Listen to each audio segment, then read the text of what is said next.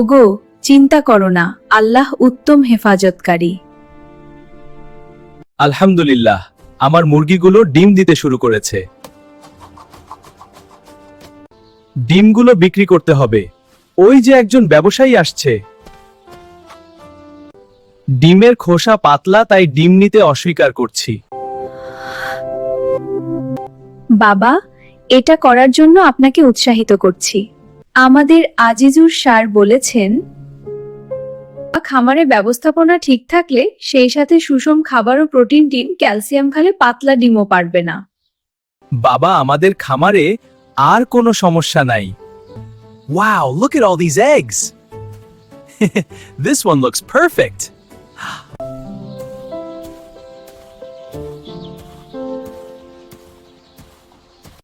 আজকের ডিমগুলো 100% ভালো।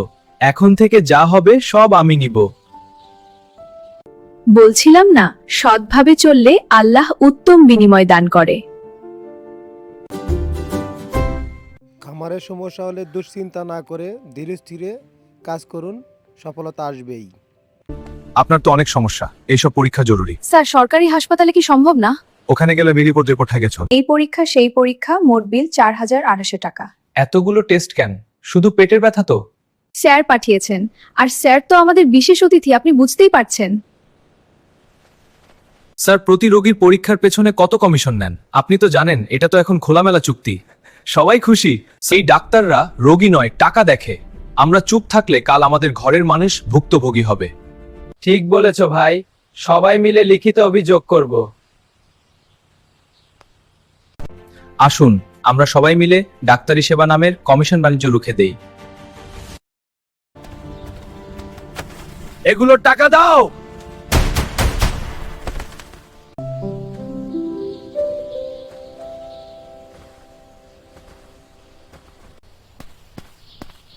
এর টাকা দাও।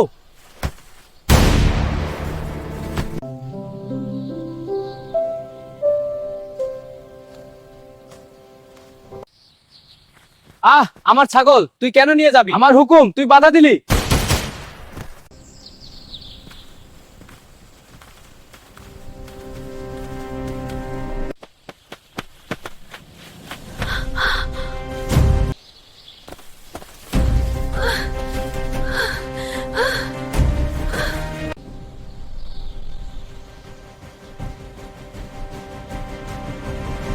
জীবন গেলেও মুক্তিযোদ্ধাদের খবর বলবো না। তাহলে রে সালা।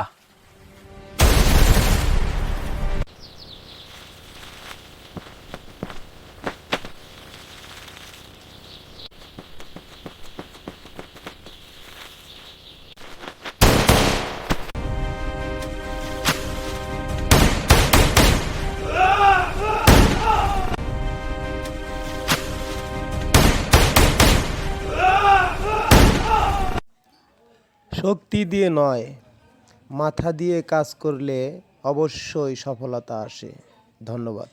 রাফি, কতক্ষণ মোবাইল দেখবি? পড়তে বসবি? সবাই তো মোবাইল ব্যবহার করে, আমি একটু বেশি করলেই সমস্যা। চল বাইরে খেলি। আরে না, নতুন গেম ডাউনলোড দিচ্ছি, এইটা শেষ হোক। আরে না, নতুন গেম ডাউনলোড দিস না, তুই যে সব সময় ফোন। বাস্তব জীবন বোরিং, মোবাইলে সব মজা।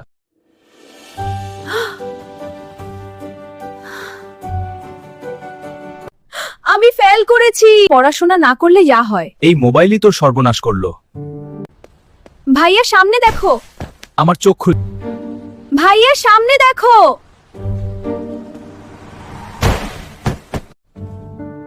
মোবাইল খারাপ নয়, খারাপ হলো অতিরিক্ত ব্যবহার। যে মোবাইল গান দেয়, সেই মোবাইল পারে জীবন ধ্বংস করতে, যদি আমরা নিজেকে নিয়ন্ত্রণ না করি।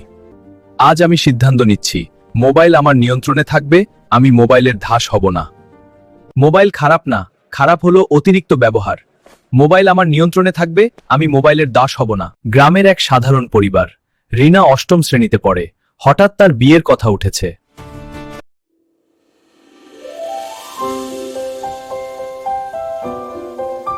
ভাই, ভালো ছেলে পাইছি, এখনই বিয়ে দিলে চিন্তা থাকবে না। মেয়েটা তো এখনো ছোট, তাছাড়া পড়াশোনায় বেশ ভালো। ভাইয়ের কথায় যা বুঝলাম, খুব ভালো ঘর, ছেলেও অনেক ভালো, পড়াশোনা পড়ে হবে, আগে বিয়ে হোক। বাবা আমি পড়তে চাই, এখন বিয়ে করতে চাই না, আমি বিসিএস হতে চাই।